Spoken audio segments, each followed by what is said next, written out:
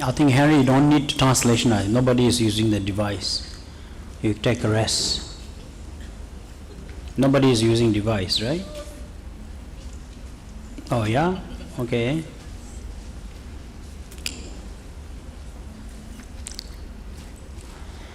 Very good evening. It's not a dharma sharing, but I love to talk. Somehow I'm blessed with non-stop talking.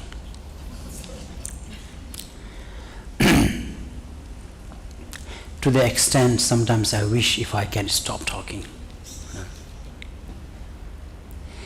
So I have this platform called Know It Better.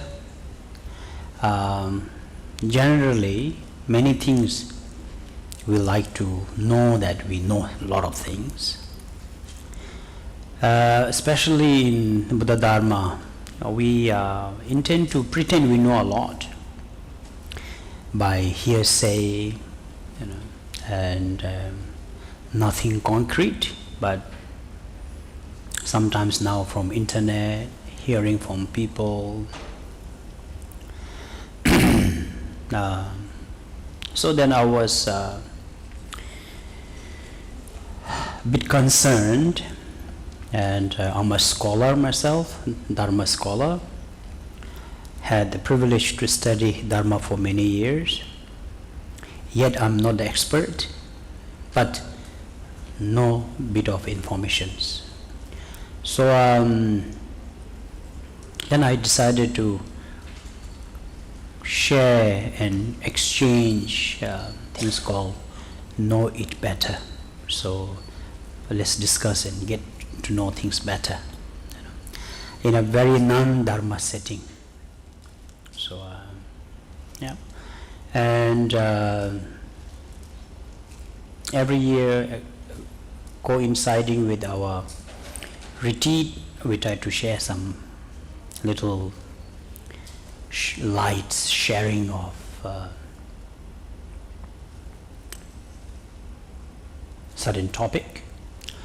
So this year, we decided to share about what is the ethic in investment or business, as many Vajrayana followers as well as practitioners are into business. And that is absolutely fine to be a businessman and to be a Vajrayana practitioner, not only follower. So this is why Vajrayana took more momentum in, for example, in Tibet. It was invited by the king of Tibet, and he was a king, not ruling a business, owning a business, but owning the entire country. And yet he got into Dharma practice. I want you to write down the word called skillful means. In Vajrayana we use this word called skillful. Many technique and skill. So one of the advantage of Vajrayana practice is the skillful means. So there are a lot of method, approach.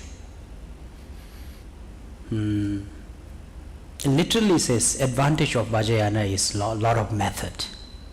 So one of the method is you can be a businessman, You can be a housewife, you can be ordinary of doing whatever you are doing, and you can still be a Dharma practitioner and can attain enlightenment. Seems quite impossible, isn't it? No. How is that possible?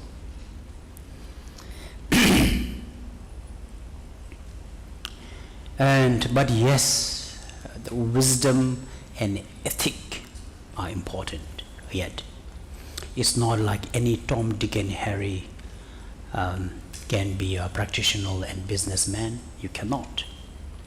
Firstly, we don't have the principle of how to do it. Secondly, we are also lacking of method. Thirdly, we don't even have the wisdom. So, in the business board, for example, right, there's finance, HR, right, IT. Similarly, in the Vajrayana, there is always a spiritual guru involved in the history. For example, in the king at Himalaya, in the king's management, Pema Sambhava, first it was a Jinarakkhita Mahayana abbot. But the methods are limited because of his commitment. And then Venerable encouraged and inspired king to invite Pema Sambhava, literally a Guru Pema Sambhava, as a compliment to the entire management. And when Pema Sambhava came, then that's how king was able to success his mundane success of managing the country, plus able to establish Buddha Dharma. And including Songtsen Gampo, king, actually if you look at it, most Southeast Asia history,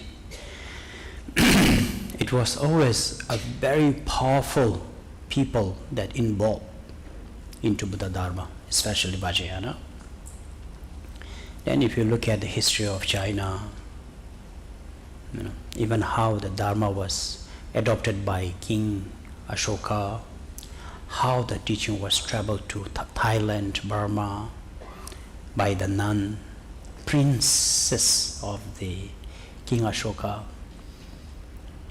So to the extent now to the youth, I jokingly tell them, teaching of Buddha Dharma, we don't call it Buddhism, I say it's a rich man's club.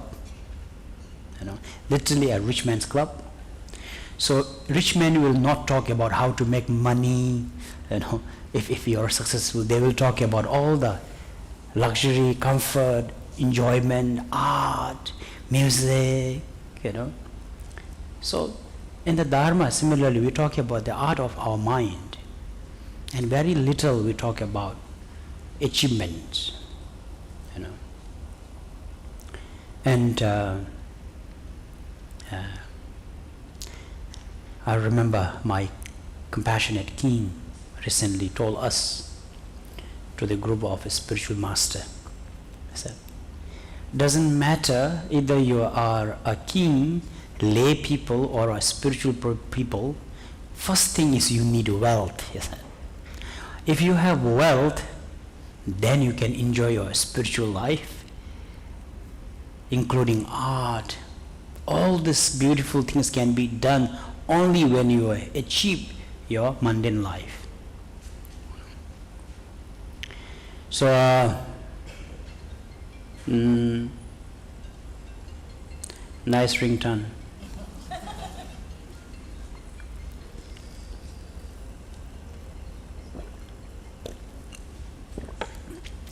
So,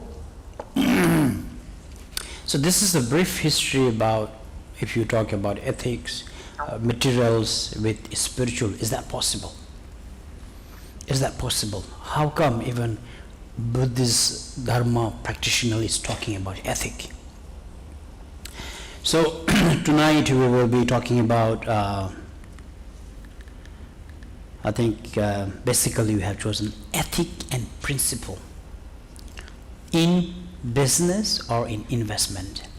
So I would like to share one of my event back in 2008.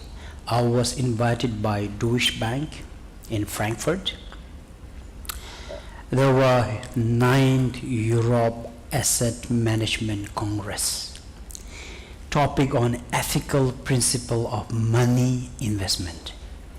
There were Christian, Islam, and Jewish, and then the Buddhist. So then we were talking to all the bankers about what is ethical principle of money investment.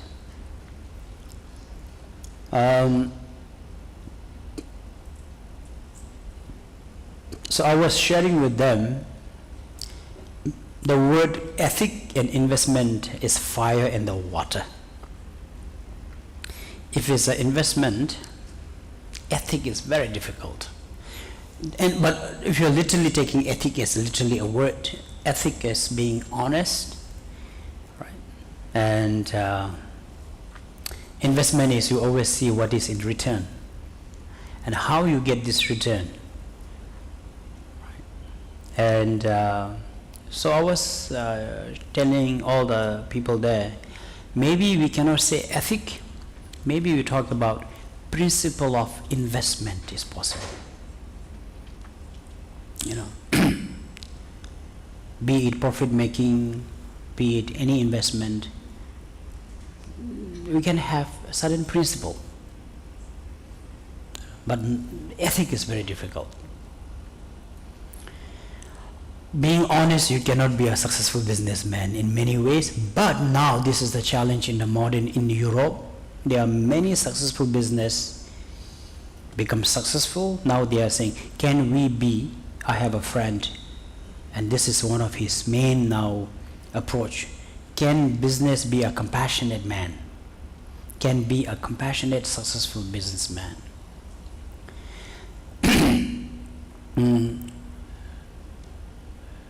Because mostly in business, people have to be aggressive. It's all about gain and winning. Nobody wants to lose, right? And the compassion, empathy will be very difficult, right? So it's in the battlefield, for example, it's about how much we are able to make and taking it from some, others. As I always share, someone's suffering is someone's happiness. If you become happy, somewhere someone is directly or indirectly may suffer. Right? Especially in the gain and lose. So I was telling them, ethic is very difficult, but certain principle. Then I listened to all our friend speaker. It's all fear-driven in the current general belief of approach from the belief religiously about investment, ethics, anything that go against the will of God, we will not invest. That includes, for example, they will not encourage to invest you in a country where there's a capital punishment. Like, some were saying they do not invest in China, do not invest in a certain part of America because there's still capital punishment. Then they talk about child labor, and they talk about, of course, entertainment. And these are mainly because if someone is doing it, it's okay, but you don't do it, and because it's against the will of your it's not pure, it's not clean. And I do not see any compassion in it. There's no compassion involved. It's about human rights, it's about the fear of religion. There's nothing wrong, right? Of course. So then I was sharing about my part. how someone from Dharma could advise people to invest. So then, instead of money laundry, I come up with a new term called money purification. So I was telling them about money purifications,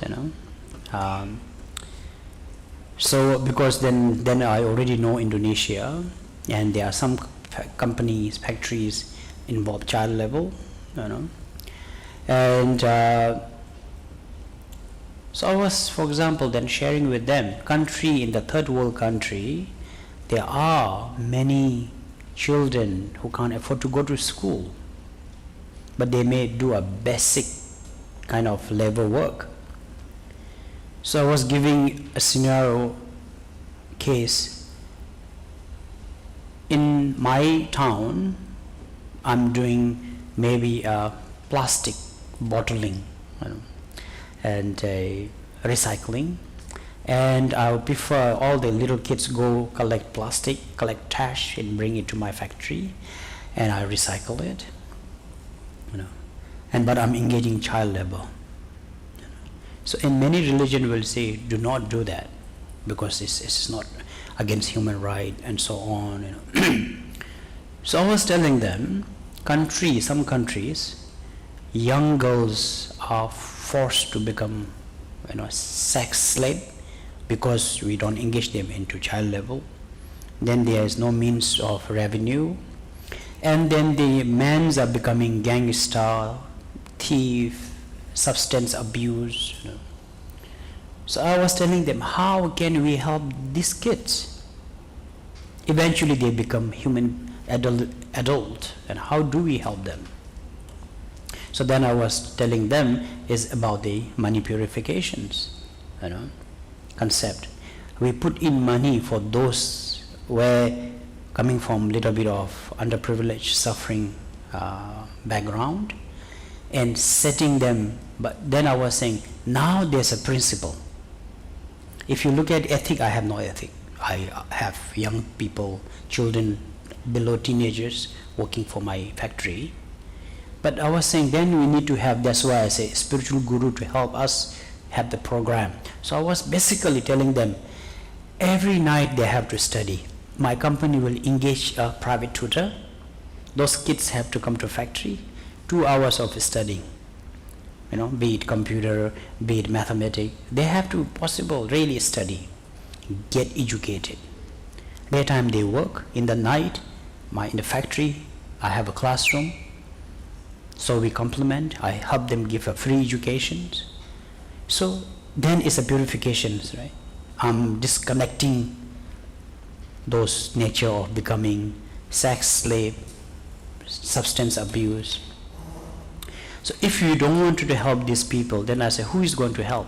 It's all about our company being pure, clean, good profile. We do not engage into unethical business. So, and then we went on. Then we even talk about, then Singapore was just opening for casino. We talk about casinos, So I was saying, if our temple have billions of dollars, I said, I don't want sand to come to Singapore, for example. I said, monastery will invest into casino. They all look at me. So I was telling them, we cannot stop people from gambling. Government approved to build casino. So religious, I was telling them, be it church or anywhere, temples, be the investors. All the money coming in to the business, we built hospital, school, a place of worshipping. Because if we don't do it, someone's going to do it. And people will still gamble. Their companies still will make money. Now look at it. How can we help? So I say, in Dharma is about helping unfortunate, sinful beings, not about helping those who are good and behaving. So we basically talk about it around there, and I'm sure I have offended all of them. So today, I think sharing a little bit, recalling of what I was, sharing and revisiting my thoughts, and also that I have people into business connected, and looking at what is lacking, So I think the principle is very important. I don't want to talk about this. Is why you don't see the ethic. Forget about the ethic. Principle. Every business man, leaders can have certain principle. Secondly, integrity is very important. In companies now called burnout, many of these people leaving companies because the leaders and the owners don't have integrity. They feel burnout. It's very toxic. The environment is very toxic. A lot of things are happening in the company. So integrity is very important. Then, according to Dharma, interconnectedness. How the interdepending on each other, right? The chair I'm sitting right now, these four legs of the chair are very important. Each one of them is important. And that's how they balance, isn't it? So I think we are lacking of that interconnectedness in many of the business settings. It's either top down or it's about the leaders and the owners. So this is what I feel. And after that, a livelihood. There are two types of business people, rich, successful people. Another one, too extravagant. It's too much of abusing of indulgence, of excessive usage. And there is one that is almost like a hungry ghost. You are not able to have even a livelihood, behaving like a poor people. So livelihood for your own well-being. For your own well-being. And then on top of that, so livelihood is for personal, families, yourself, and then generosity. How do your success is contributing and distributing around. So basically, I think if you have this 5 main principle, I think people can be a very happy and collectively successful business, because that really talks about well-being and the welfare of the entire existence of the business nature. Any questions?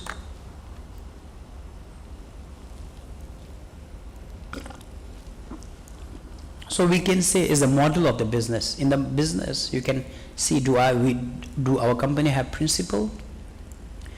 Do we have good integrity? And so on. So let's look into a little bit, okay? Oops. So in the principle, in Dharma, because Dharma is about helping others, right? Generally, so just, anything that is harmful towards environment, especially we think of animals, not only human being. If you're talking about capital punishment, for us even we have to think animal, including slaughtering, including animal products, directly or indirectly. So these are the certain basic, and of course then all the things, especially that minimize, is it 100% possible into a very principle of harmless business nature. Harmless business nature. But some of them we cannot control, and then as I say, if someone does it and if I do it,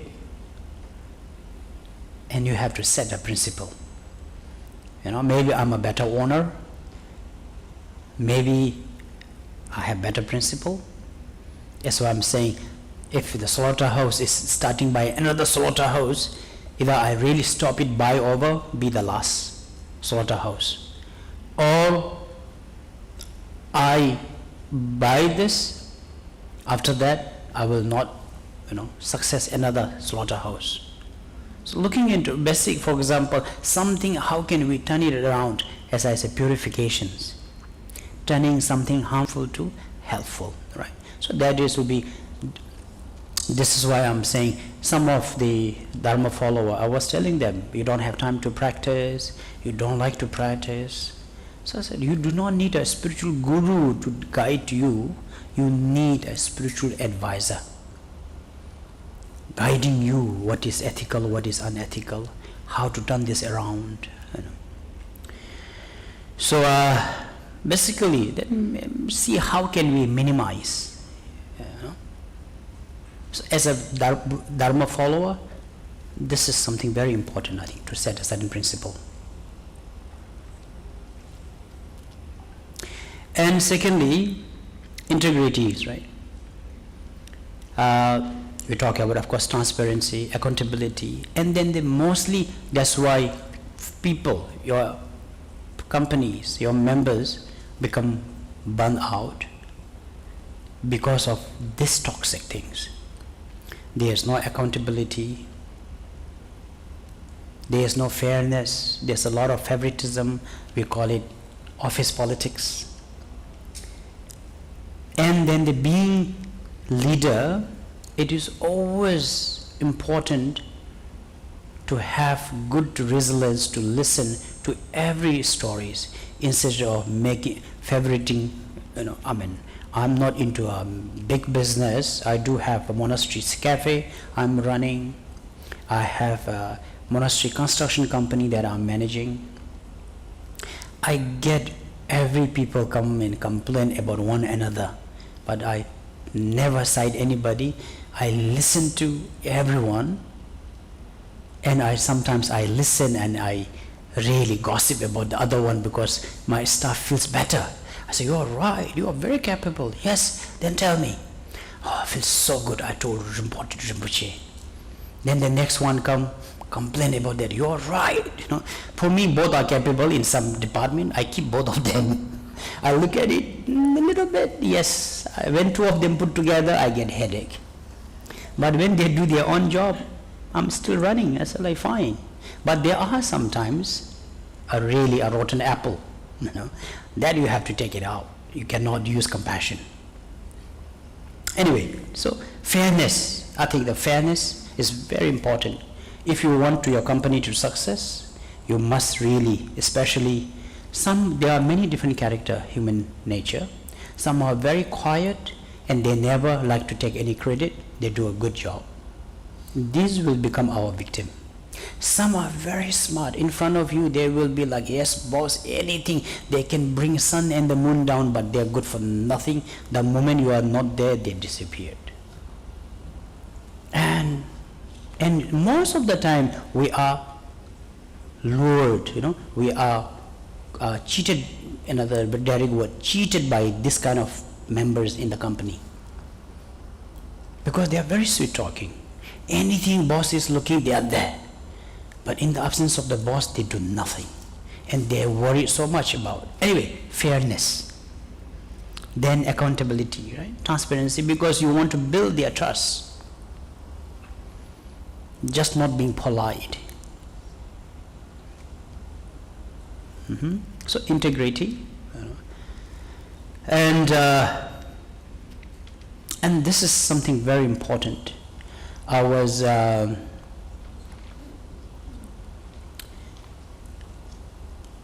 think I was in Hong Kong. We are talking about, again, management of people. So it's always that few people that is key decision maker, the rest are not important. So I was telling them, for example, say if you have a proper company with auntie cleaning your office, refilling your coffee, right, tissue paper. So there will be a day sometimes that suddenly auntie come to work or be a man or woman, and you run out of your coffee. You will be so upset, you will be so angry. Then as a boss, your question is, where's that auntie? There's never a question, and most of the staff do not know where auntie keep the coffee capsules. So you are helpless. And then you will be so upset that there is no coffee, but you will never think of what happened to the auntie. Is she sick? Is she in trouble? Why she did not come today? First thing is your failure, you will look into it. Could be your driver. Right away, if he's late, you will be, why he is late? You will never think about his well-being. Because you are so important. Others are not important.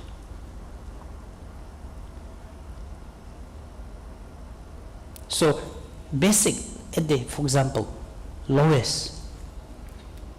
And I remember in one of the successful family member that I visited, after certain hours, drivers go back home, and they have 7-8 cars, and ridiculous enough, no one drives.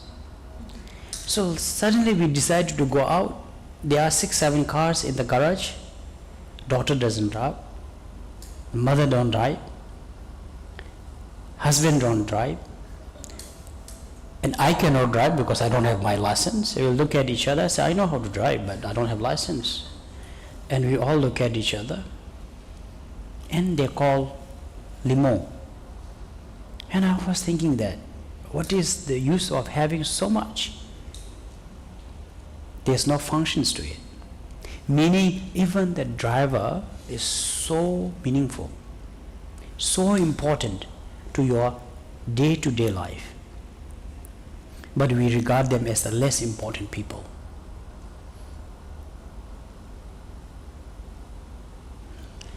And so then it goes to everyone, right? Including sometimes how we treat our customers, suppliers, how we grow each other, how we grow together collectively by depending on each other. You will only be connected to the people that is useful, especially business people. You will only connect to the people that is contributing to you more financially. We don't care about your convenience, So I think this is very important for us to look at it, rather than just looking at your gain. But so I share a few things, okay? Is in one of the pharmaceutical company, a very, very successful international company. And somehow in manufacture department, always there is an error. So the CEO of the company, the owner, was very, very afraid and fearful of failing the company. So he invited, is a real case, okay? And it was almost couple of hundred all into management. So it was a private dinner, very good setting. So then I asked a simple questions for them to contemplate. Everyone driving car, taking a big fat salary. So I was telling them, I said, let's go from the end user. Your product, consumer, are mostly from pharmacies. Any people who go to pharmacies are not a very happy person. They have some physical pain, desperately looking for medicine and paying a lot of money with hope of getting better, recovery. And I said, all this money then goes to your factory. From factory is paying your car, your fat salary. So I was telling them, each one of you is made of thousands of sick people's money. Yet here you have a problem doing proper medicines. I said, where's the ethic? Where's your principle? I was asking them. Think about the car key you are holding, I was telling them. How did you buy the car? It's from your company that you work for 10, 15 years. One car will cost how many medicine tablets? Some are died. Some you killed, I was telling them, right? So suddenly their few started crying and started breaking down. And end of the conference, many of them came to me and says, Rinpoche, we never thought of that. For us, it's the money, but we never contemplate how our money is accumulated. It's a pharmaceutical company. And then onwards, they were surprised. Immediately, by week, the errors in the manufacture is like improved, The little awareness, for example. And then this where the interconnectedness. You don't think about consumers. It's all about your profit, your gain. How my profits are made. What really these profits are. And who are involved in this. So this is what I'm referring to as a interconnecting. I think many business people forget about that. We are looking at how much is the sale, what is the net profit and gross profit. How, whose, where, how it comes from, it doesn't ring a bell. So this is the basic, I think, thing that we needed to let's call it collectively, as important. And now after that, the company is making good money, profit, doing well. Now we are talking about, your behaviors, right? As well as how your lifestyle is managed. And we are not against it. There are two types of business people, generally, especially when you have a little wealth. One that is so hungry to show off, and it's a pure ego that they wanted to show off, driving big car, investing big home, everything becomes a fashion. Number one, it's your new money, you never had it, you could never afford it, so suddenly you are overwhelmed, and that makes you look very cheap. Secondarily, it's just the ego and ignorance that nature is. And again, the company, how you are connected, people working for you are not very inspired. So, simplicity. And let's look at luxury and comfort. As a Dharma practitioner, we are not against comfort. So now what is comfort and what is luxury? I always tell all my students, I say, it's okay to have a humble home, car to drive, a decent car to drive, but when you need to take loan, you can't afford to pay, you cut down on your holiday, you cut down on a lot of expenses, or you have 2-3 of them extra.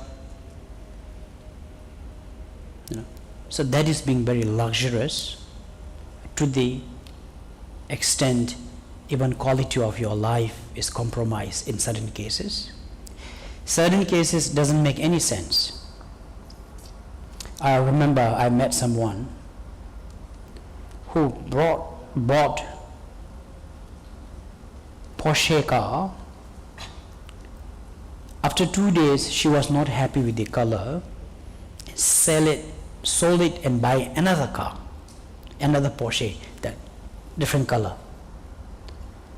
And if I'm working for her, no, I don't want to. I don't want to be their slave. The ethic is not there. There's no integrity. it's not meaningful company. It's not meaningful company. So livelihood, I'm not inspired. So when we say livelihood, right livelihood in Eightfold Path, right? In Dharma, sudden moderations of comfort, as I said, is allowed. But excessive greed, that's why if you look at it, many people, big bosses who are assassinated, murdered, poisoned, because of a jealousy, and it causing a very unhealthy environment. So I'm talking as a Dharma follower. If you are into Dharma practice, I think it's important to make let's use comfort. Comfort is okay, but not excessive. I think we have to set that principle too. I remember one of the gala dinner that was in Hong Kong.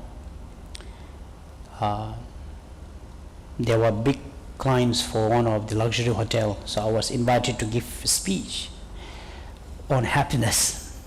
The entire dinner doesn't make any sense to me, because there's nothing about what is happening in the world or you and I.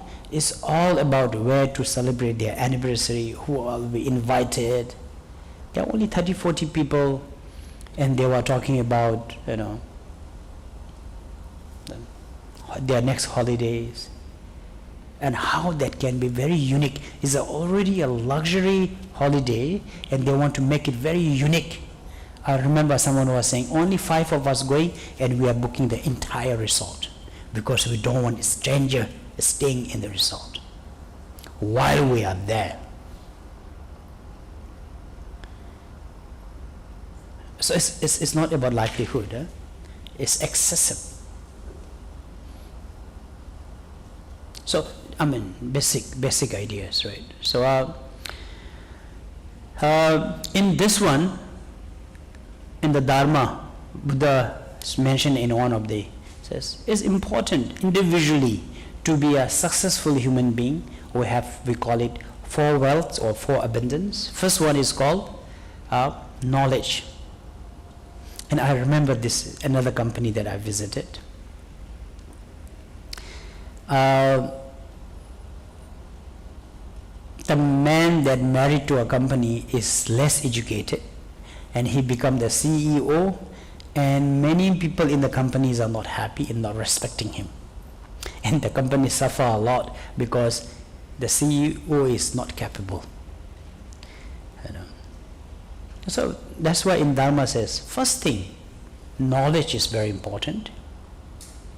If you are a dump owner or business leader, so I totally agree with this. You have to be really knowledge and qualification. Education is very important somewhere, right? In the Dharma, for lay people, first thing is knowledge, education. Secondly, then you focus on wealth. After education, we talk about wealth. After having such wealth, then we need to use this. Have to utilize it, not excessively, but in the comfort level. So this is referring to, again, you have wealth, you are successful, but if you are not able to use it according to Dharma, you are not successful. Because the pleasure should be there. So we are not referring to negative pleasure. For example, there are successful rich people don't want to own aircon because the electricity bill is very high. I know few people don't want to drive car, they will still use transport. And by saving, they have millions in their account. Their shirts are torn. Their phone battery doesn't last at all. And where's the pleasure? But they are so happy in account. They have so much. So in Dharma, again, comfort is very important. For example, I don't agree upgrading your phone every new model, but when that doesn't charge battery, when phone started hanging, you should change at least. Right? When your car is 10 years old, maybe you should change, yes.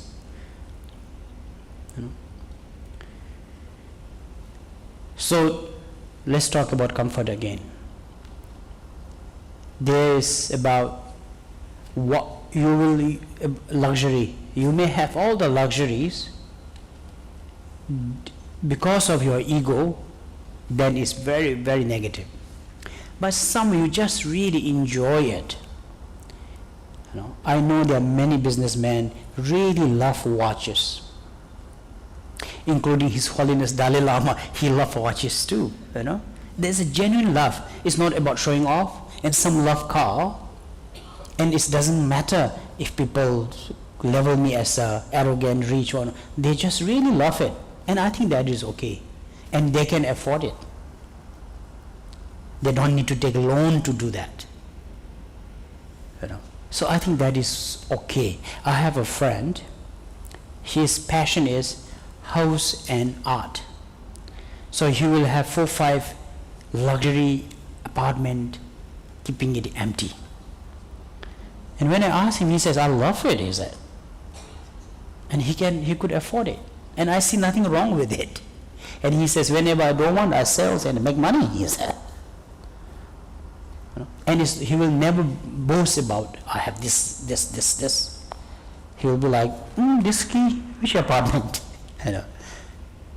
And for example, so this is, again, if something you really love, you can afford to, I think that is very acceptable. But the word called string attached, no string attached. If things get spoiled, you are not upset. If it gets stolen, you are not upset. So we can, let's use the word non-grasping.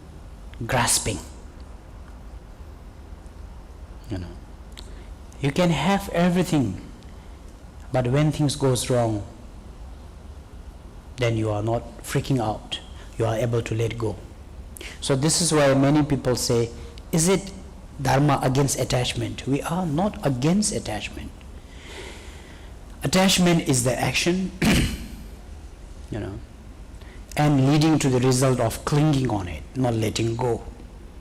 And that leads to sufferings. So what we do is, that's why we said, don't have the act of attachment, because you will cling on it, and when you are not able to let go, then you will suffer. So attachment without clinging. As a Dharma follower, as a Dharma businessman, you can have all the attachment but no string attached. You can have 3-4 cars. If one is stolen, Indonesia car gets stolen, right? Like, oh, it's gone. Just laugh at it.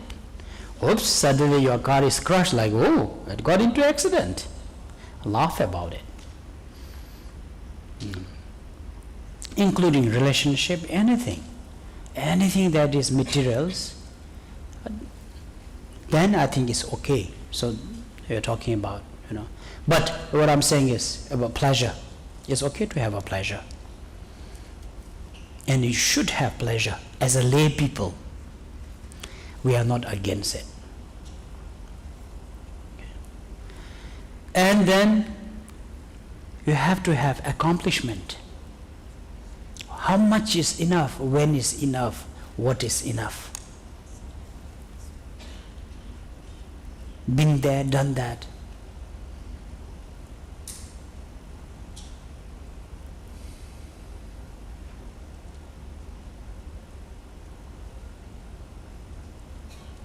So for example,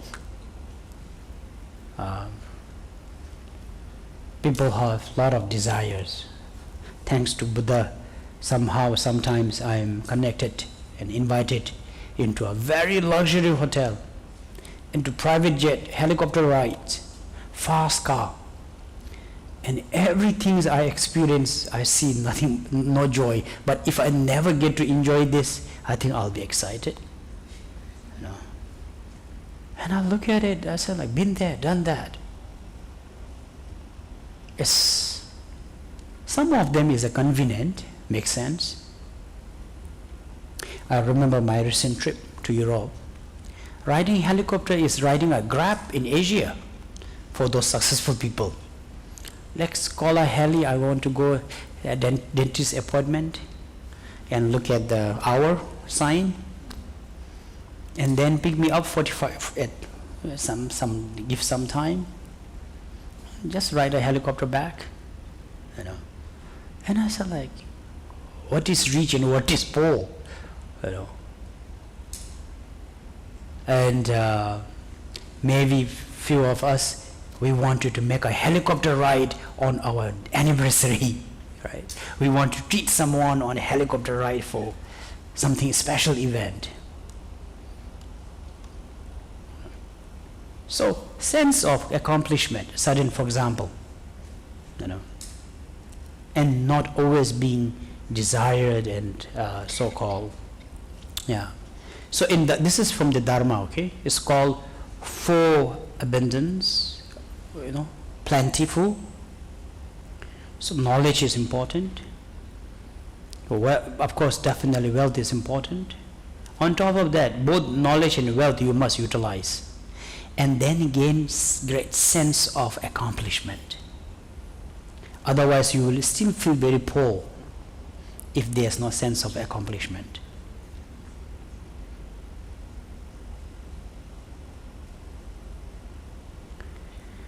Any questions? Mm-hmm.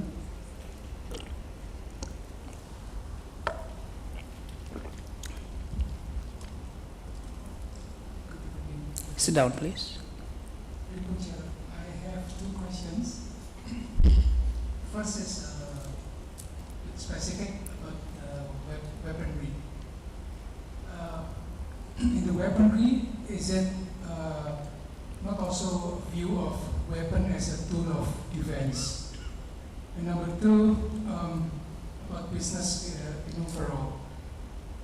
Being an expert practitioner like yourself, let's say a businessman, layman like us, if we are able to follow all the principles and also can be non-grasping. But to tell us the truth, trying to be a Dharma practitioner, one of the bottom line is the enlightenment, right? It's the liberation. But for a businessman, do you think the chance is as good as, let's say, monk, for example? Very good questions. That's why Gautama Buddha taught three different approach. Approach of Theravada, approach of Mahayana, approach of Vajrayana. Attaining liberation as a so-called with a strict approach as a monk and nun is a Theravada's approach. If you are not a monk or nun, there's a lot of distraction for you.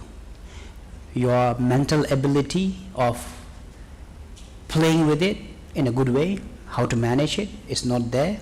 And Gautama Buddha did not teach any method in the approach of Theravada tradition. It's about non-attachment and abstaining. Right. This is why the tradition of the Theravada is a very, very discipline orientated, which is so beautiful. And this is also individually. Some people prefer without any distraction. You know, it's the age. For example, now I'm thinking I will do much better if there's no distraction.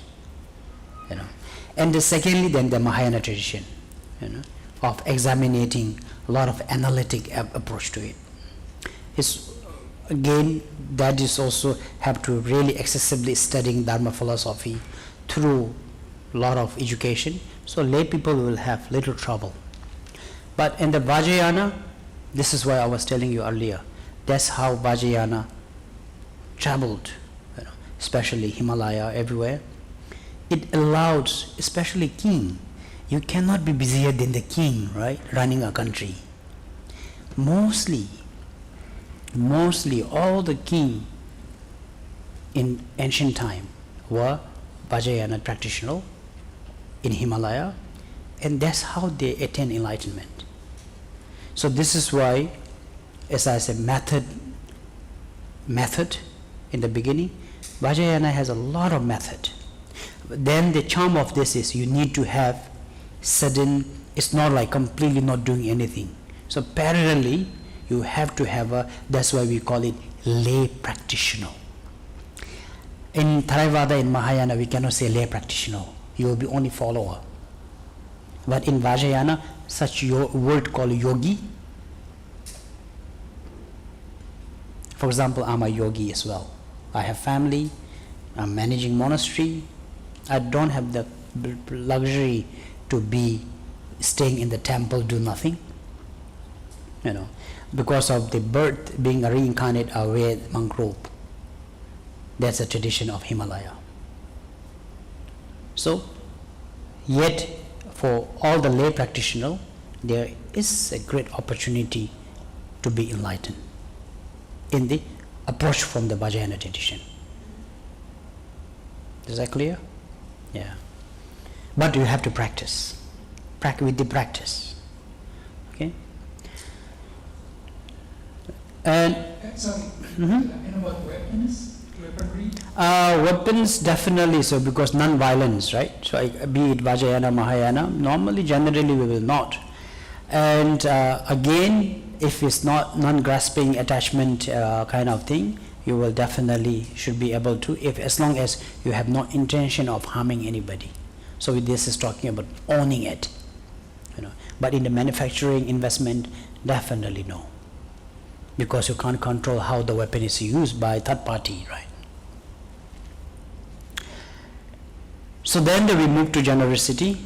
So livelihood, I talk about the 4 elements, and generosity. So this is very important, how not selectively, unconditionally giving back to the society. And that's why I was sharing this with my other talk. Some of our Indonesian, Chinese business people, right?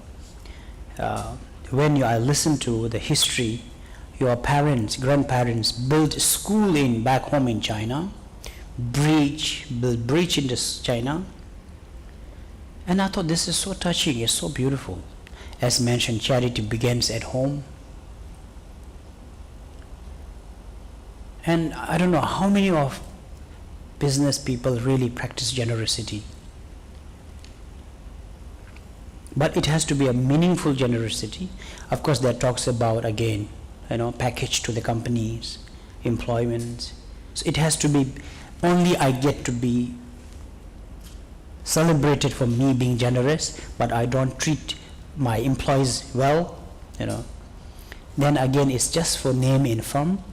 It's not very healthy. But really, again, fairness is very important. Balance. Charities begin at home. First, you treat your company. I remember, I have a business friend. He calls me Guru. He said, Guruji, when I took this business from my father, all my stuff while riding bicycle, he said. In past 20 years, most of them now riding motorcycle. Those riding motorcycles are riding car, he said. For me, this is my company's success. They really, and he's not a Buddhist. That really brought a smile. So he's not thinking how much he is making. He was looking at his, people, how they success in past 20 years since he took over from his father. Isn't it beautiful? So he's not talking about I build school, but I underpay my staff. I build this and that. I don't treat my staff well. I thought that is really a balancing. I thought there's a really certain ethics in the principle in the business. And I have another business friend.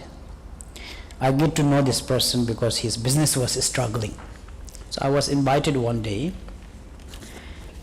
Now before that he said, he invited to visit his factory. So I went to visit his factory.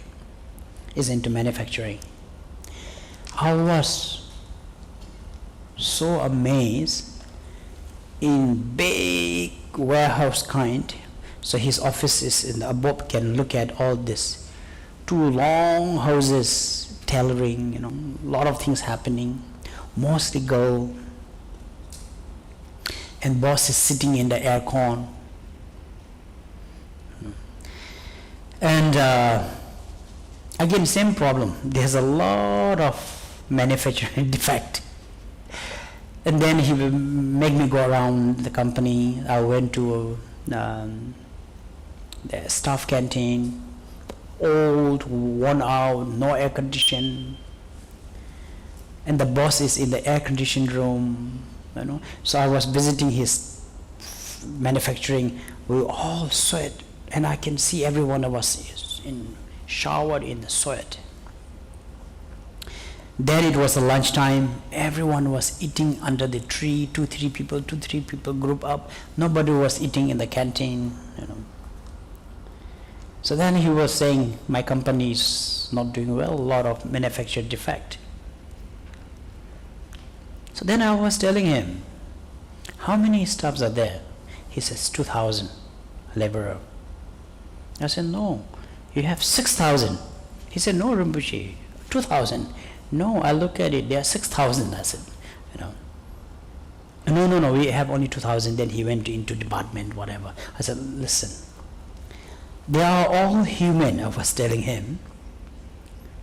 At least they have 1,000, 2,000 husband, or basically maybe say that we can't guarantee they all married. 2,000 father, 2,000 mother, 2,000 siblings. Let's give each is supporting 2 family member. So 2 into 3. So 2, 4, 6. He looked at me. Oh, we never calculate in that way. I said, in ethic business, you have to calculate. Your success, your house in, every other countries was bought by this company, by aircon room,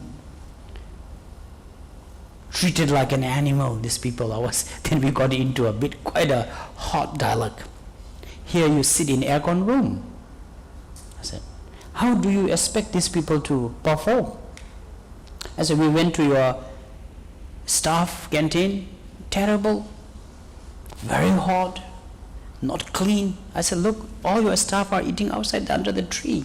Do you know why? Do you ever give a thought why? Yeah, maybe more cooler. I said, can you provide at least during lunchtime they have a nice aircon canteen? Selfish you are. What happened if you shut down the company? Where do the 6,000 people go? So I think this is where the compassion comes in. Really. So, and he's not a Buddhist as well. So he said, I will talk to my people, explain about it. After 1 month, he gave me a call, says company is doing much better, because he said he told them there was a Buddhist teacher came and think about the 6,000 people, and he said I was very honest. I told him I made enough money, I'm okay to shut down, but I'm giving another 6 months or to another contract renew, just for you all. Just you all make the decision. And he improved the canteen. So for example, these are but he put a lot of money towards his faith, and they take a lot of expensive holidays, they have a lot of luxury house, many countries. But what is the purpose of being successful? So looking at that, So generosity is very important, right? And the success of the collective benefits the individual. I think that's important. So if you are working for any company, if they don't have principle, look for a company with this principle. You know, if the company is like very toxic, you will suffer from burnout. You will suffer from the burnout. And then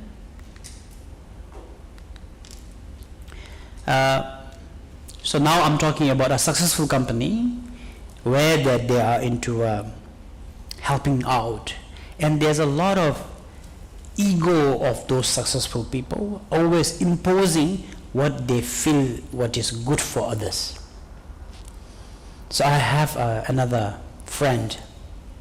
They have a foundation into education. They flew all the way to Africa before COVID to promote education, pencils, notebook, distributing to the village. And he called me one day, says, Rinpoche, I need help. I came all the way here to promote education because my wife and I and few of our friends think education is very important. So now, the town that we are visiting, the little children said, we don't need pencil and book, we need food. Because last meal we had was 2 days ago. He said he's shaken, don't know what to do, but his foundation do not support food program, support educations. So selective, right? You want them to be educated, but what they need is a food. And I have similar case. It was a European group of people. There's another foundation about clean drinking water. They went to India, one of the village, install an expensive filter, cost almost 10,000 euro. After 1 week, the filter was destroyed. Nobody benefited out of that. And the thing is because the village leader make a rule. There's this water, normal drinking water come into filtered. People have to queue up. There's a time for water drinking. And generations they have been drinking this water. They are absolutely fine with it. Suddenly group of people wanting people to have clean water because in our country we drink clean water. It did not even last a week. So I was sharing with them, important to study the case study of what they need. If you are into charity, generosity, always give what is needed instead of what you want or what they want. Want comes with desire, need comes with desperations. So that's why I give example. We need water is desperate. Glass of wine is, we want a glass of wine. It's okay with glass of wine, but it may be not okay with water, isn't it? So I was telling them, maybe you should have brought 20 cows, give each house 1 cow, instead of installing 10,000 water filter. People could appreciate it that much more. You know. So, including our life, there we get confused between need and want. For me, I try my best to exercise what I need. So there are so many things my closest student knows. When they put things on me, I say, I don't want it because I don't need that. So looking at the need and want. You know. And over that you need to have a control. I'm talking about giving, right? Control. If you don't have the control, you get into trouble again. So for example, I don't have any charities things, but I do a little giving here and there. I always look what they need, and then when I support, I see how it is manageable. That's right. And you need to have a certain control over that. That's right. And you need to have a certain control over that, and you need to be sustainable of what's happening. If you have this full approach, I think things can be quite successful of doing, helping others, or anything you are doing for yourself as well.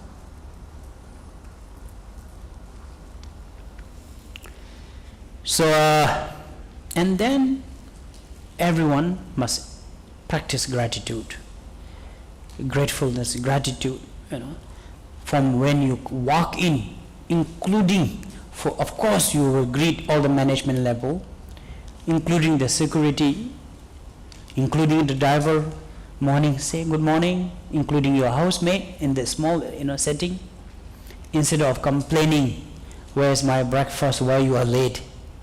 Hey, how come? Are you okay? Why you are late today? Such a wonderful, humble approach. If your mate is not able to wake up, instead of scolding, are you okay? Feeling all right? What's happening? Sensible mate will be embarrassed, and they will be, it's okay, Baba, Ibu, I'm all right. Instead of barking like an aggressive dog. There is gratitude.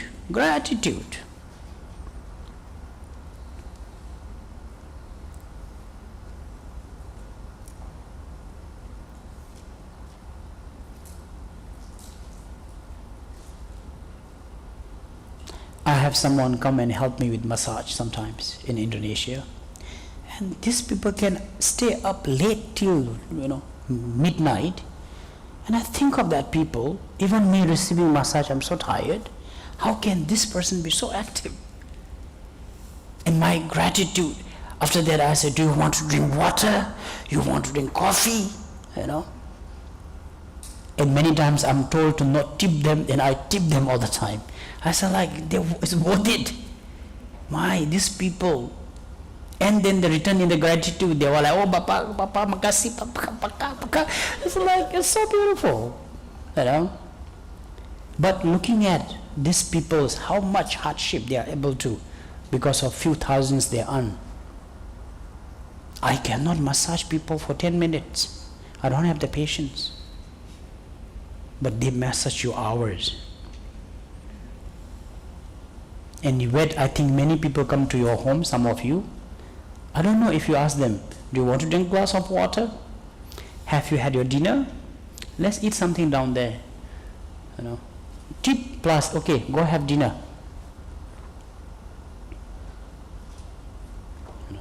So gratitude. They are helping you, they are serving you. We are lacking of gratitude. These are also considered, instead of demanding, instead of top down. I think many Indonesians have this bad habit, including the housewife, not treating helper, not treating your chauffeur properly.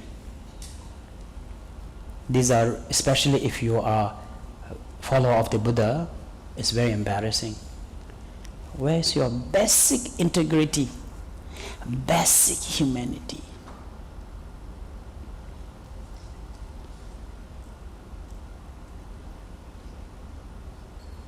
Where's the dignity? She is someone's daughter. In many cases, she is someone's mother. We mistreat them so badly. If your helper is eating on your dining table, is a curse, is a crime. They should eat in the corner of the kitchen, right? After serving the boss. I understand. I exercise this with my group of people. Not monk, of course, monks are, respect. I have lay people serving me. When there's no guest, I tell them, come sit here on the dining table, eat with me. But I tell them, when there's a guest, don't do that. They will be confused. You serve the guest first. And before we serve the food, take all your portions. Whatever the food you're cooking, make sure you all have enough. And I tell my family member, whatever we are cooking, make sure our helper get the same thing, same amount of food, same dish that they get to eat. Is any of you doing that?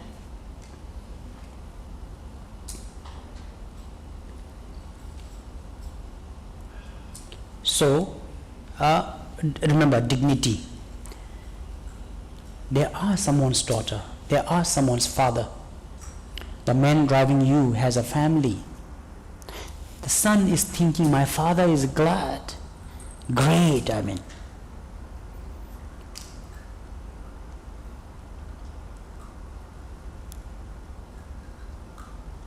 That's how you think of your people, right? So the gratitude, being humble, is very, very important.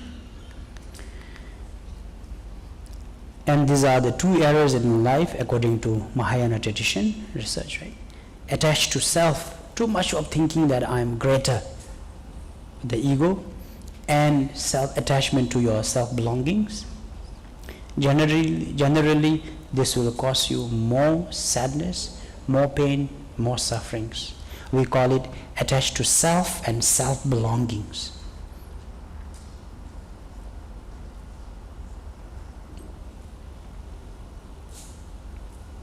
In Nalanda University, the research shows main problem of unhappiness is this too clinging, important of self and then self-belongings. And it's important to have overall well-being according to a positive psychology as well as in the Dharma, the collective happiness. And we talk not only about your happiness, we talk about social, right, physical, as well as your work, community. These are very important. If the environment is not safe, then you will struggle. And how do we,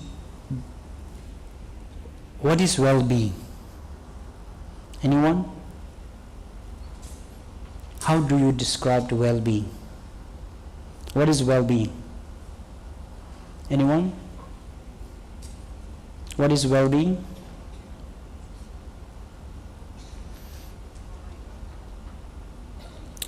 So looks like not looking after your mental well-being much, yeah?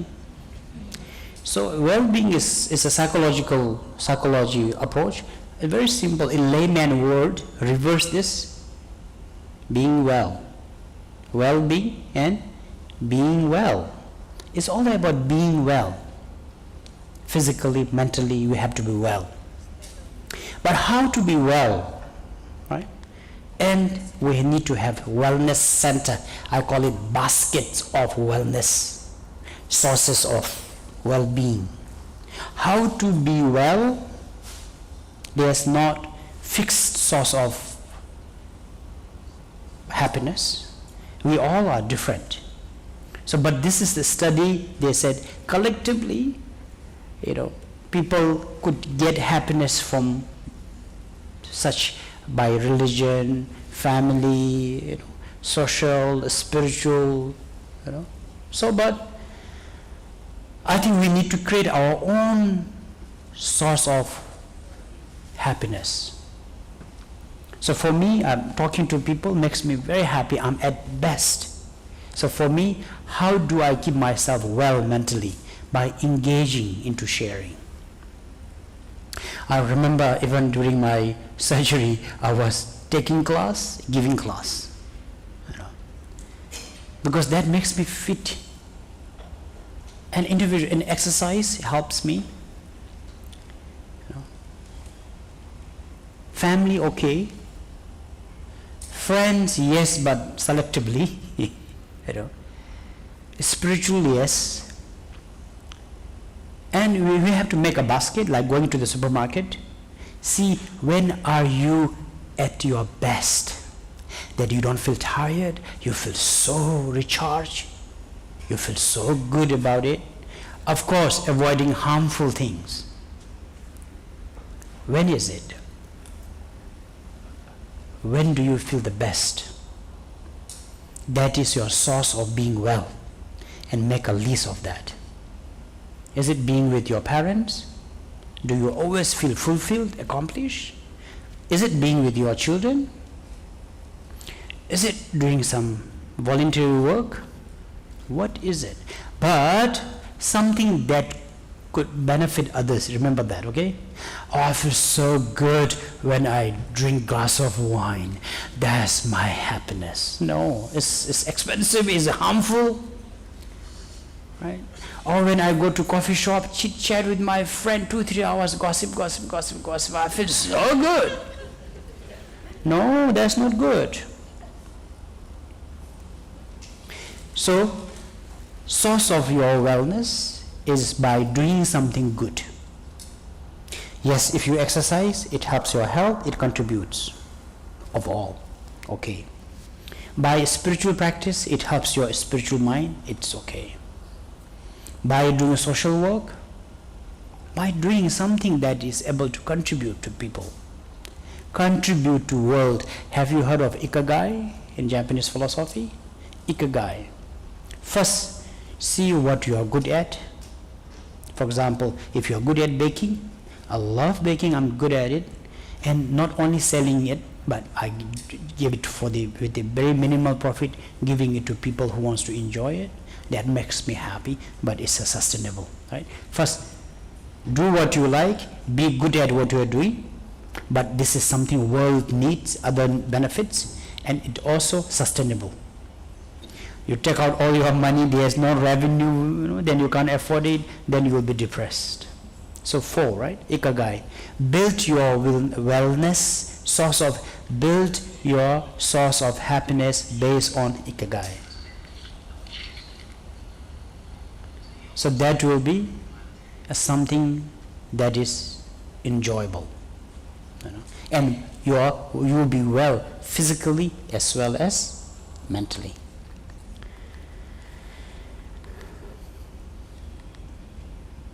So otherwise, this is what the success Maslow's hierarchy is. Many of you know this, right?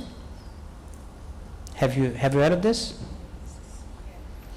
So there are, there are millions and millions of people, about 1 billion people live under poverty in the world, not even having enough. On top of that, then there comes us, where we are looking for safety. After that, we are looking for belonging needs, be it your job, marriage, family, then maintaining the esteem needs of how we are maintaining in that level. Many of us, I think right now, suffering from belongings and esteem needs. Successful people will suffer from belongings and esteem needs. I cannot be lesser, maintain or grow better. And that stress you so much, and these things can be only born from GDP, right, and cause you mental illness. So this is why the study shows millions of people are taking drugs, million people suicide, marriage is not successful, career is not successful, the belonging needs. I don't feel safe anymore, I'm not able to maintain, I don't have a sense of belongings. Then it leads you to depression, sadness, it slowly pushes you to the suicidal thoughts, mainly because of GDP, mainly because of success, of materials growth, and lacking of self-awareness, of well-being. Well-being is not there.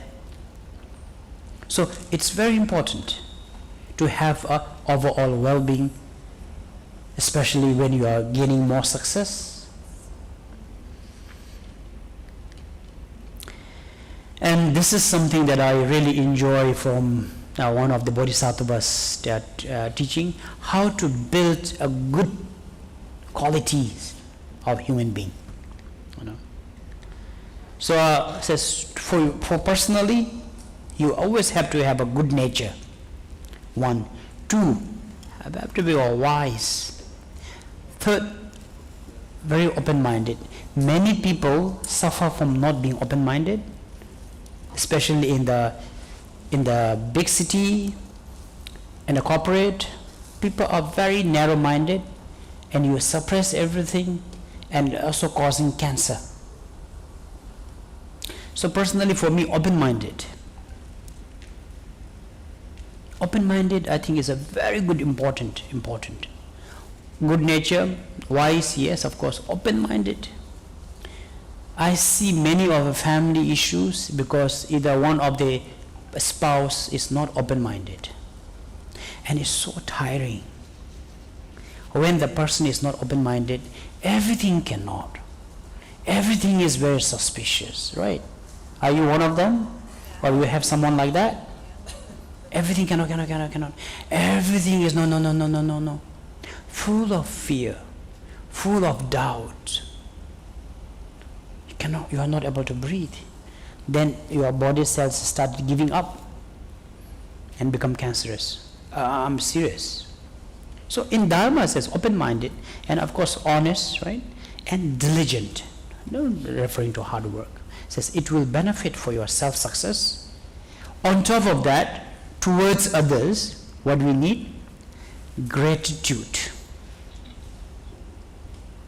So this 10 quality has to be in every individual being to be a decent, happy, successful human being.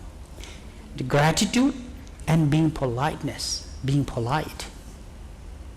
Not only that, being non-despised, not deceiving, tricky, right? We cannot trust, and being compassionate, and decency. There is a shame.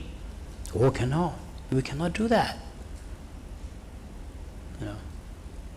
This is a decency. Sudden.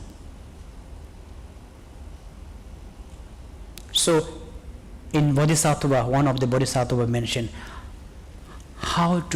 this is actually, the story is very beautiful. It was two brothers. Older one is a Bodhisattva. And the older one was leaving the younger one, and the younger brother requested the older brother to give advice to manage his life.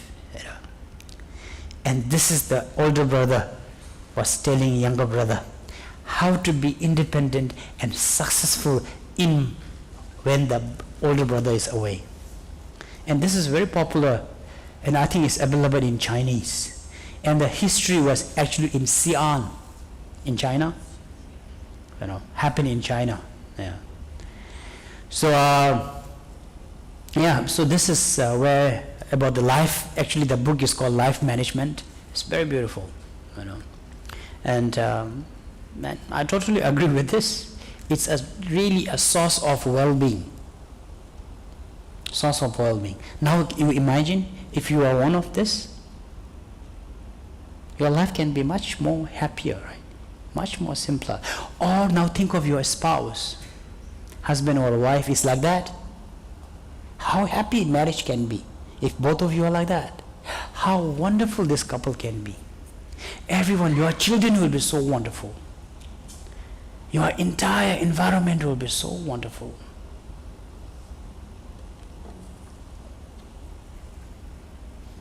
Look at it.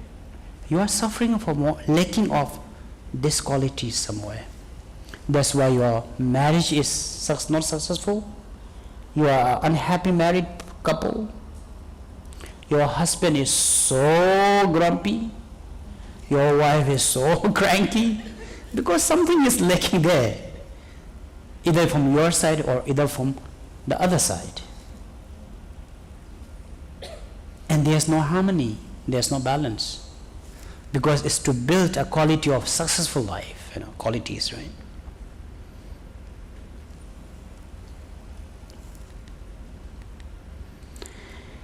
And for this we'll take in the approach from the psychological approach. Broaden and build theory is my favorite of my studies. It's simple, right? For example, this table is bigger, so I can put a lot of things.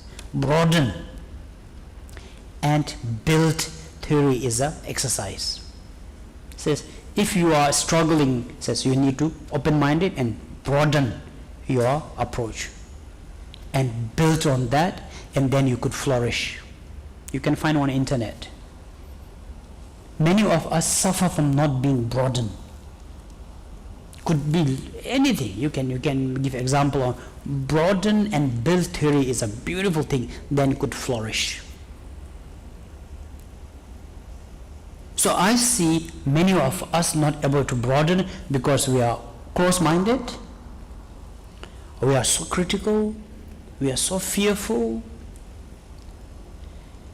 we are not diligent, we are not wise enough.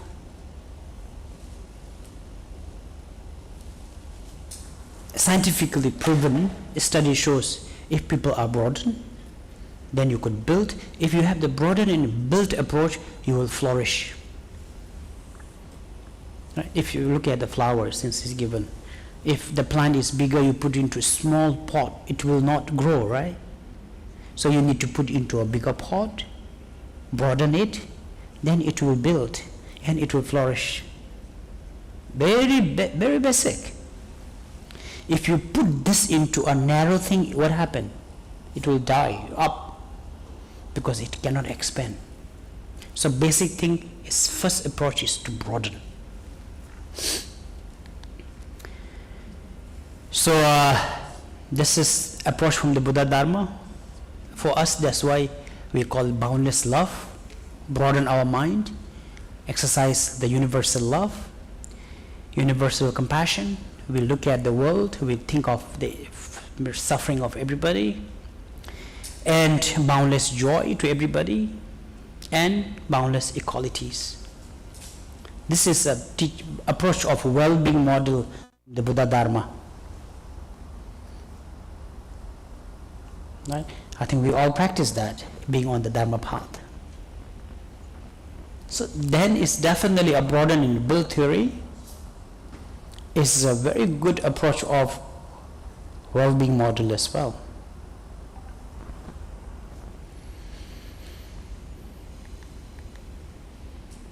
Most of us, again, if you are small-minded, it's called monkey and the peanut trap. It's a very good expression. When you have too much desire, you suffer because of little things in your life. So it's like monkey, put a peanut, they put their hand in, become a fist, cannot come out. And craving of handful peanut is so strong, and monkey get hammered. And of course he lose his life because of handful of peanut. So we need to have a wisdom and broaden up. Run. You can get peanut somewhere else. But I don't want to lose my head. So many of us actually in the peanut trap. For me, the little things makes my life complicated, I cut it off right away. No, not worth it. Doesn't matter. So for me, I prefer people to rule, their head, not their heart. So peanut and the monkey is people ruling by their heart. You become the victim. People may think you are cold. No, you are being just practical. You are being wise. I was once told I'm really unkind because I let go of the peanut, and I'm okay to be criticized for that, because looking at the bigger picture. And there are some of us, as I say, like expression is a new money, for example, since we talk about investment. You think you're so much, you have a lot of things. The space you have is in the jar. There are still bigger space somewhere. You are just in the little jar. Yes, you are freely able to fly in this little space, but you are confused. There's a greater jar. There's a greater space, In Himalaya, we have this expression, frog in the pond and frog in the sea. Have you heard of this? No? So I think it came from Buddha's, some of the teachings. So apparently, there was a frog from sea visited the village and so thirsty went to drink water from the pond. And the frog from the pond was so arrogant and like, oh, where are you coming from?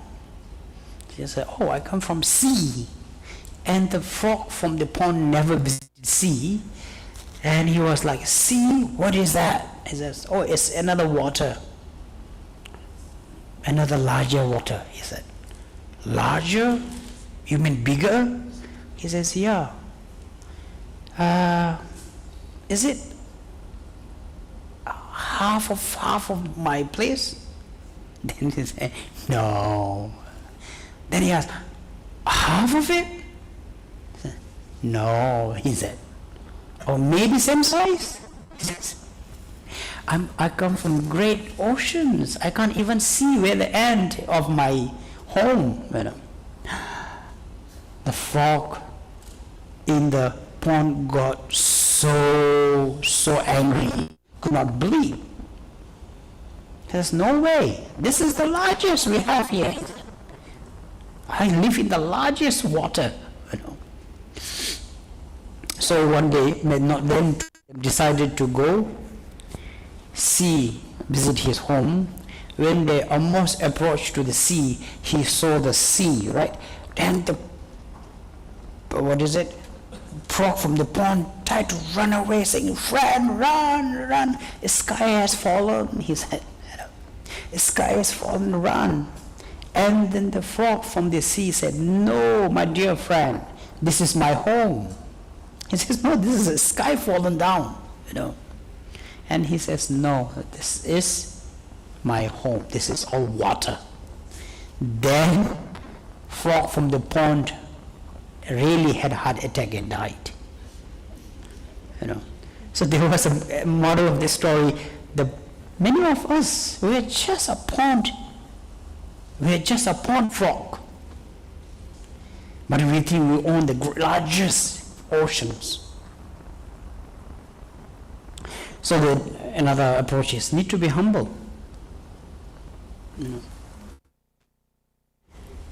And we also call example by Buddha. Actually, this is used for karma. It says karma will return one day. But for me, I like to share this for people's ego. Giving example comparison on eagle. Eagle can really show up really high to extent where there's no more shadow of eagle cannot be found, disappeared. But if you are surprised, eagle is surprised, eagle is disappeared. Buddha said, sometimes some people's karma is not seen. You think there's no karma? Buddha said, no, it's like an eagle. They can really show up high till you find no trace of eagle, but there's no way to be landed. It will land somewhere. So there's no such as, really successful in that way as a human being. As our dear teacher Buddha said, life, defect of life. Very successful, arrogant people sometimes terribly suffer in an accident, do not wake up. Many of them suffer heart attack. Similarly, so what I'm saying is, doesn't matter whatever it is, there are people somewhere, your ego, your pride has no strength. I think many people experienced during coronavirus. I actually name it Guru Coronavirus. He taught many people lessons, especially wealthy and powerful people. Freaked out, become a rat. Freaked out. No bodyguard, no best hospital, millions of money in the bank, nothing safe. Enemy was the air. Air can come in from anywhere. There's almost helpless. I think 8 billion people, everyone feels so helpless. So the moral of the story is to be humble. It's very important. Simplicity, humble, that is one of the main ethic and the principle of every human being, and also the key to success. And I have realized, actually the more success, the more you do better, more humble actually you should become, because we have no more fear, because you are doing well.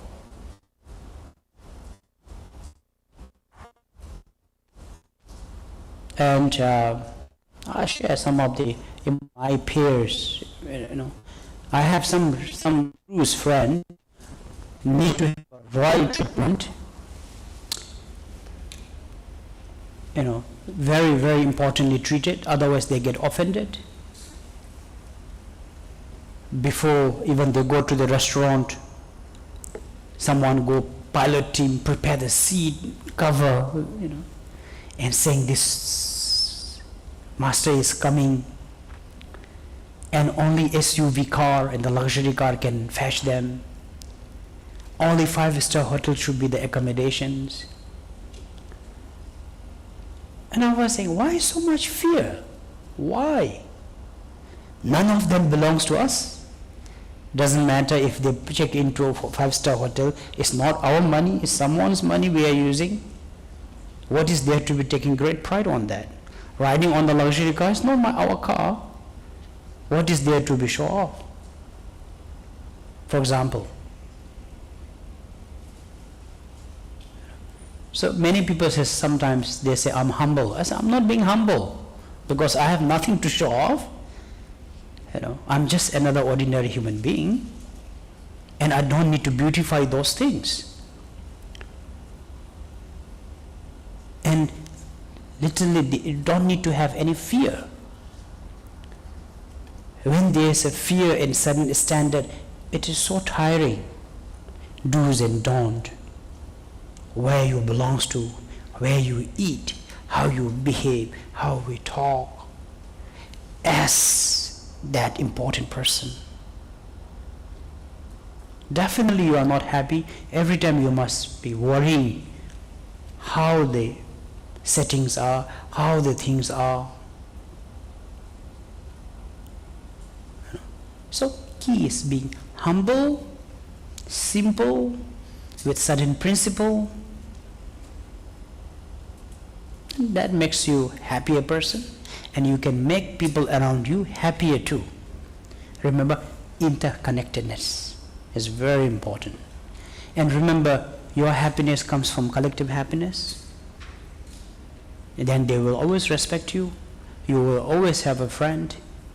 You will be always guided. You will be always protected.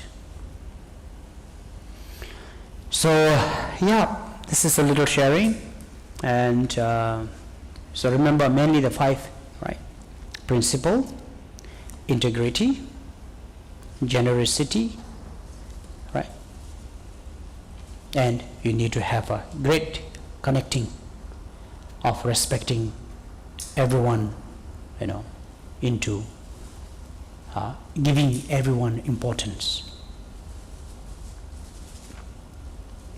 I think many of you, even working for people, don't even greet each other. Especially, you are also another staff, but you may be not even greeting the security, do you? You hardly, right? Riding a motorbike or whatever, go to work, you don't look at the security, don't say anything. Firstly, you don't have any inspiration. Secondly, you are not any inspiration as well. Be these nice people. Even the security uncle was so tired, big boss is so demanding, all the director, but there's another staff coming, hey Bapak, apa kabar? Yeah, baik, nice. Hey, today is your birthday, just like, oh, this uncle is always there. Here, for you, gift. Someone from company give me gift. And talking to anybody, because you are nobody, So, yeah, These are the basic principle, I think, to be a happy and successful human being. Thank you. If you have any questions, most welcome. Apakah ada yang mau bertanya? Oh, sebentar.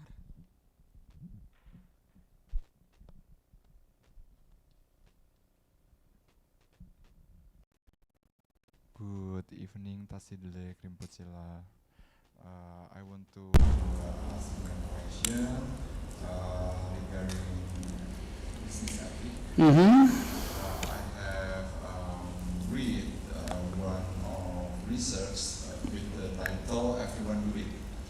So the questioning about ethics and moral.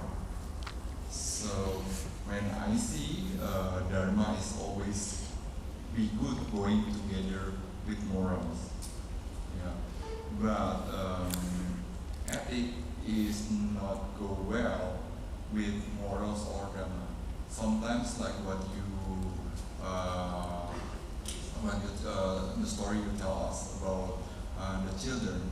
So we can say children as employees is unethical, but looking on the situation and condition is morally right. With our Dharma teaching is right because the intention is There's a compassion, there's a care, kindness and compassion is involved.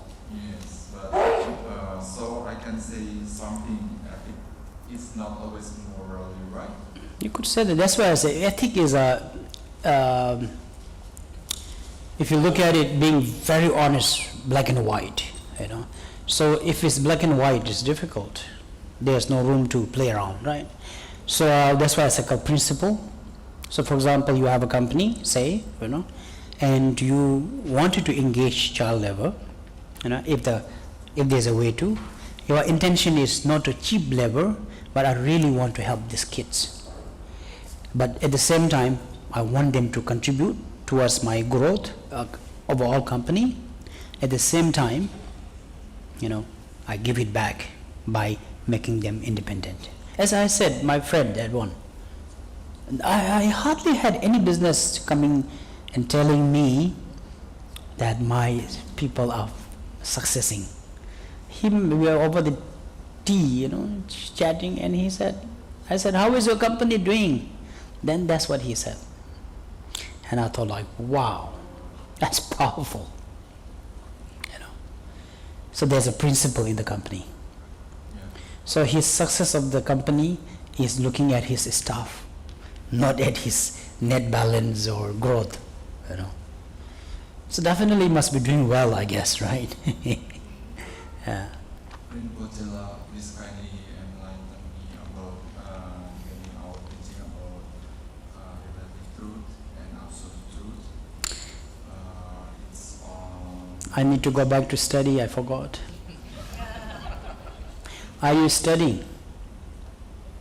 Yeah, we start study, but I know that morals, our morals is all about absolute truth is already in morals. Absolute truth is not even a subject according to Buddhist philosophy. Absolute truth is an attainment. You know, relative truth is what we are. Everything is in the relative truth. When you talk about absolute, there's nothing to describe. You know, so we take things very seriously because we are not knowing there's a part of absolute into this relative. You know, it's like relative is in the dream, nightmare.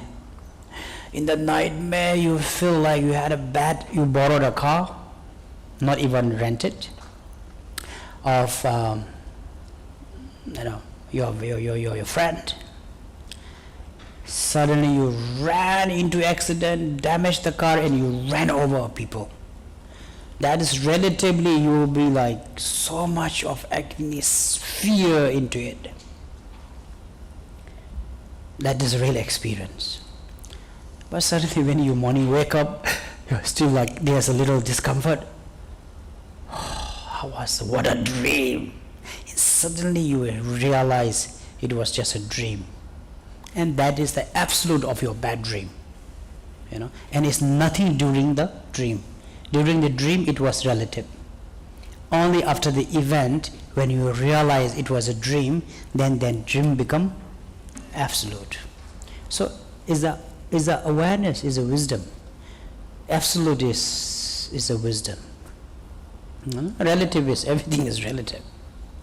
So right now you and I, in the relatively we are talking, and if you ask me, there's an absolute part of it, there's an absolute part of it, yes, that is beyond conceptualizations.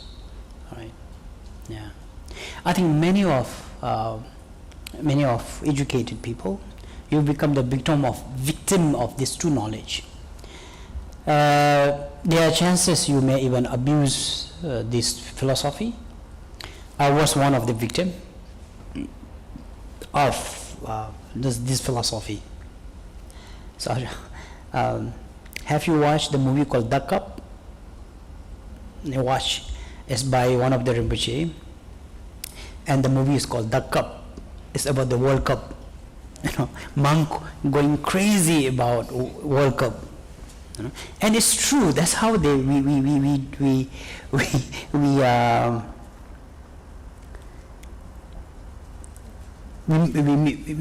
misbehave. So I studied in India, and it's a fashion. Everyone will watch Indian Bollywood movie, and I learned how to watch Bollywood movie when I was in India as a monk, and we'll sneak out to watch Indian Bollywood movie in the night. Sneaking from temple, lying. Oh my, impossible things we have done.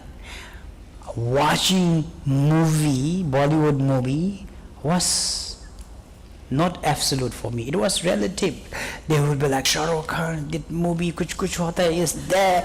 You are like, man, we have to, how to lie. It takes 2-3 days to bite it. I don't care whatever the bad karma, either whoever get upset, I go out to watch that movie.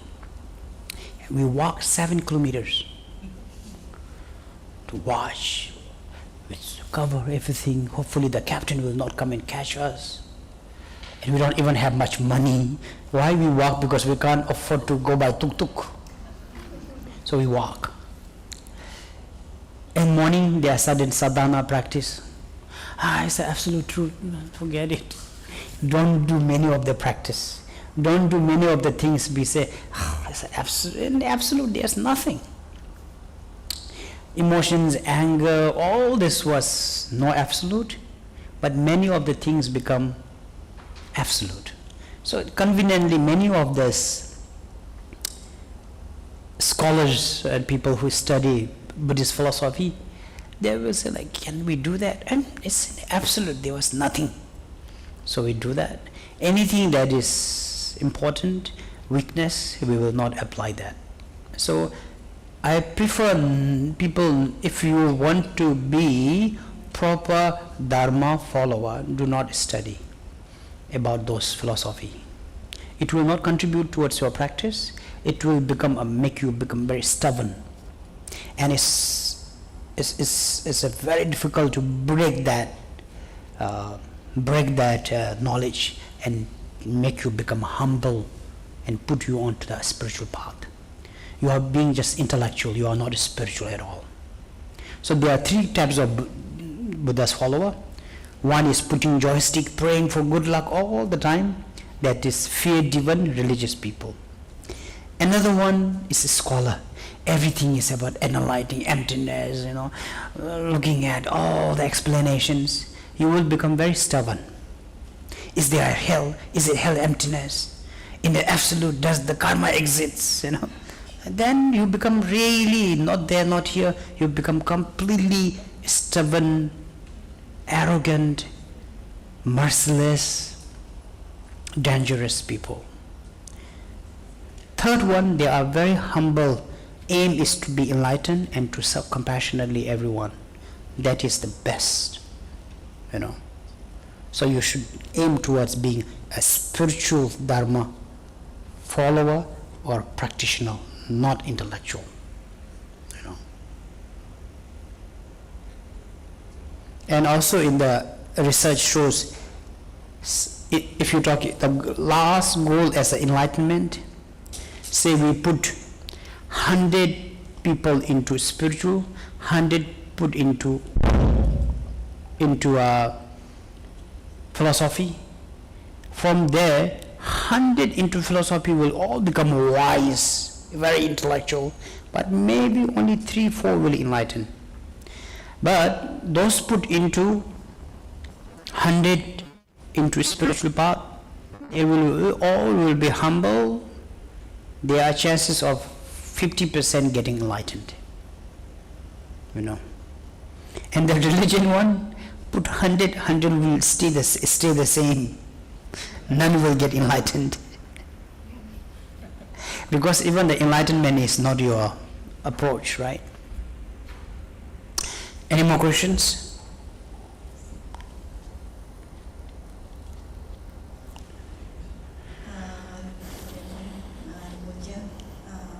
How about mining business? Is it bad karma? Impact, that's why I said minimizing the environment. So we have to see, for example, I do harvesting of a lot of trees. I have no choice, but we, really study and segregate. I even forgot the word now. There's a, sudden exercise how to filter the harvesting of tree. There are sudden ethic and approach how to restore and give back. So the sudden principle again, sudden principle should be there. And the sensitivity of the environment is important. That given consideration of the inhabitants around it, then the mammals and animals around it, and then how the collective environment is really contributing in, So I think these are the considerations. Yeah. How to handle as a Buddhism for the environment? No, that's why I said looking at how many people are affecting, looking at animals, you have to look at collectively. So you have to do a case by case. That's why I'm saying we need to have a spiritual master. Balance or minimizing the damage. There's no something that is purely harmless, impossible. But you can minimize. There's a way to control. So for example, I share one of put me into a very awkward situations once. If I tell them to stop, I have to give job to 10 women, right? And they were seeking solution for that, how to contribute. It's a very difficult, right? It's a 10 women, all married, and they get decent salary from there. And what they do is they make these flies, And I was frozen, right? So only solution is I was telling them, eventually look for a second job if you are not happy there. But right now, every salary, certain percentage put towards the animal saving. That's the best you can balance. So at least you do something good. And intentionally, if they have an option, they don't want to do it. So I think that's already a very good.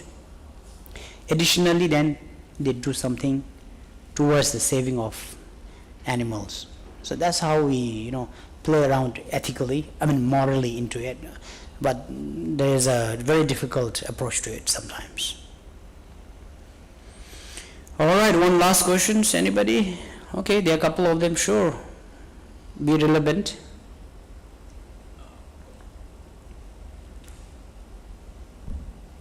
Good evening, that I would ask the question is one of the model of well-being is the abundance of accomplishment. But I think is that just feeling enough Being content and you have done it at least. I don't know. For example, education, so you have maybe you are not good at that, but you at least have the qualifications. So like, yes, I have a qualifications, for example. So not necessarily everything is so positive, but like, at least I tried. Or at least like, this is what it is. Sudden sense of like, doing it, being there, that's why I said, been there, done that, sense of accomplishment. Like, later like, oh, I regret, guilt, regret. So it's just like when I have target, maybe there's a big target, maybe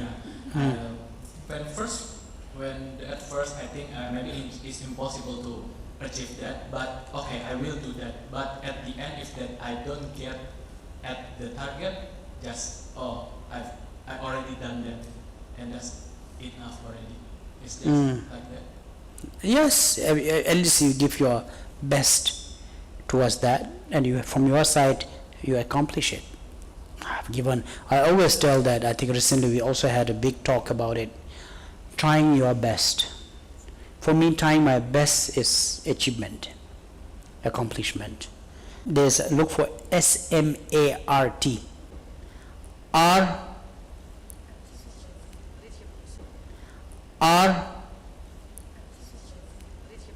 What was the R? Attainable. R forgot. What was the R? Realistic. Yeah, realistic. And time, consent. Yeah. So that these are the smart. They said if you have a plan on that smart, things can be. And one beautiful expression I like is, you cannot manage what you cannot. What is it? Beautiful. For me, most of the things, this is what I do. You cannot manage what you cannot measure. You have to see. If you cannot measure, you cannot say you can manage it. So it's smart. And suddenly you don't know what is this. Maybe it could be a 100 kg table. Look at it, it's a small size without any measurement. You say, I'll manage it. You will be embarrassed yourself. So again, humble approach, looking at measuring and managing. I think that makes more sense. So it's smart. Look at the smart here. There's hand somewhere, I remember. Where is it? Oh, there, please.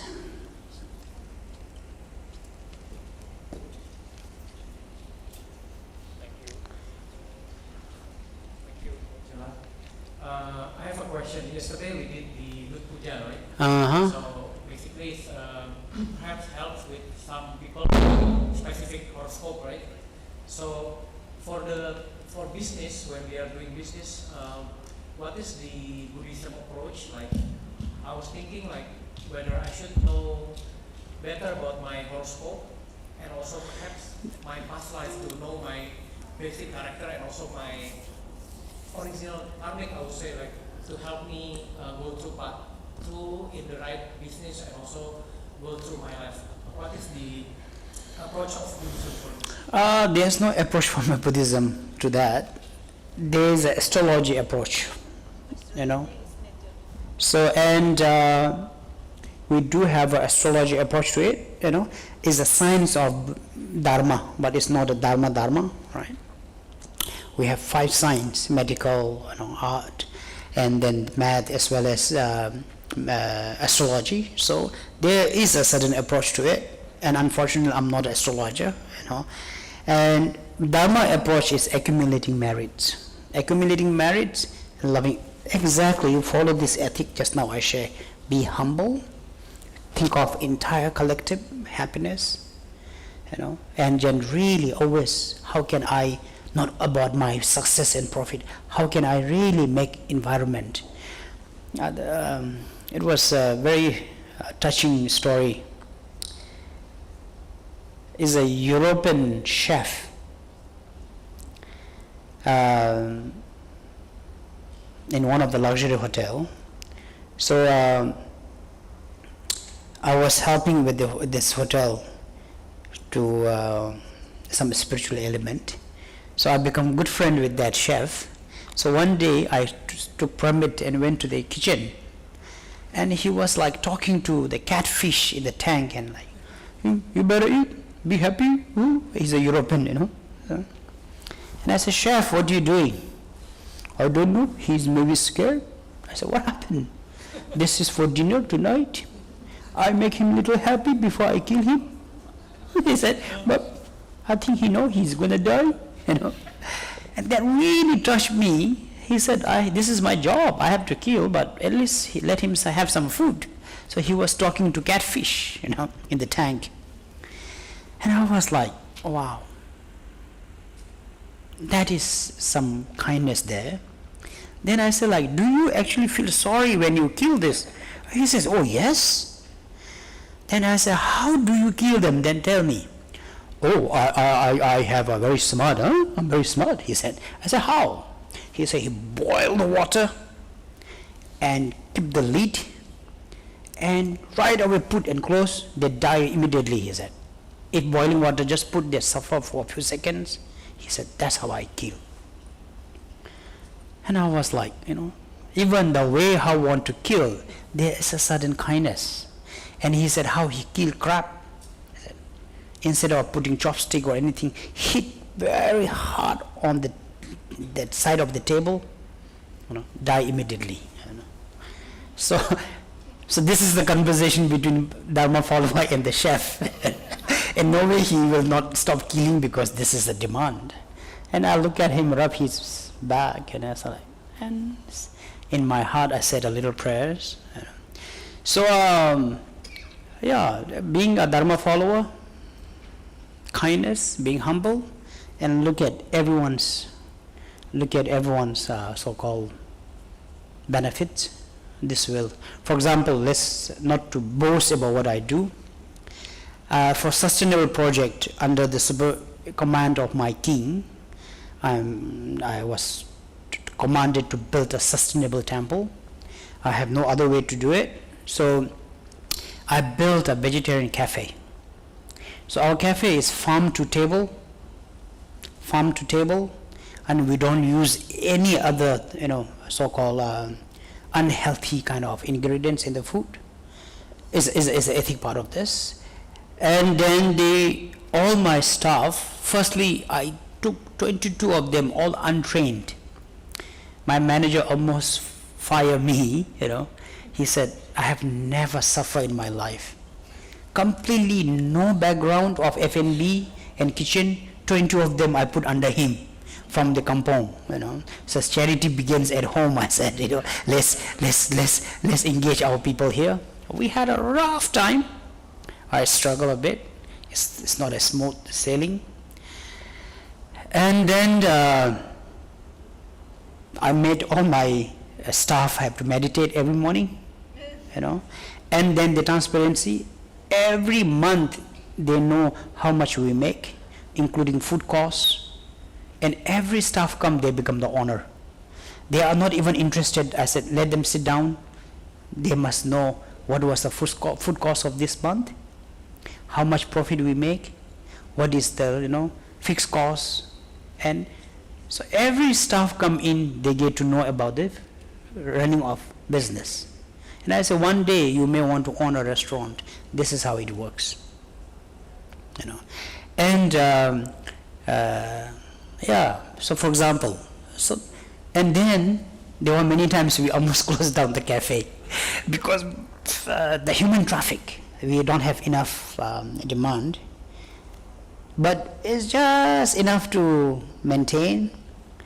So there was a day that we decided to close it down, and I sat down, I look at it, I met my ex-barista at the 5-star hotel. Then they were very polite, and I said, how do I know? Rinpoche, I was working for you, and you taught me how to make coffee, And then suddenly there's someone from Sydney airport, one of my friends met someone from your cafe working in the Sydney airport as a barista, And there are many stories of like people working for us. And then everyone enjoy the place and they enjoy the food. We have regular diners. And I said, it's not only the monetary profit, but there's so many happiness. Everyone loves to take photo during we have 4 seasons. So cafe become green, golden, almost like a lake because it's a paddy field, And this is the only vegetarian cafe in the entire town. They laugh it. There are people like, oh, we're so happy there's one vegetarian cafe, I said, these are all the happiness are our profit. So I said, as long as we don't need to borrow money and I said, we make a lot of profit, And so if you are driven by monetary greed, difficult to be a dharma businessman. But if you're looking at collective happiness, success is not only how much you gain. As my friend was saying, I'm happy this girl was jobless, old mother at home, now she's working in my company, this guy has supported the school, so now we are growing together.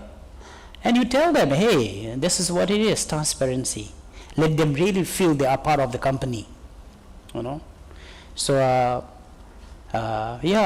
so this is what it is, And so for Dharma approach is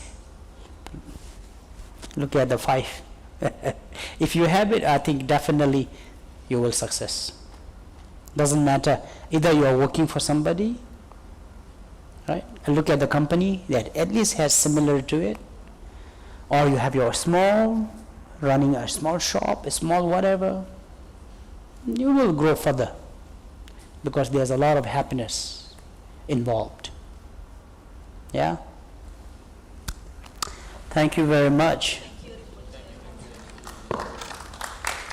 Thank you. Sure. One photo. Kita foto bersama ya. Come.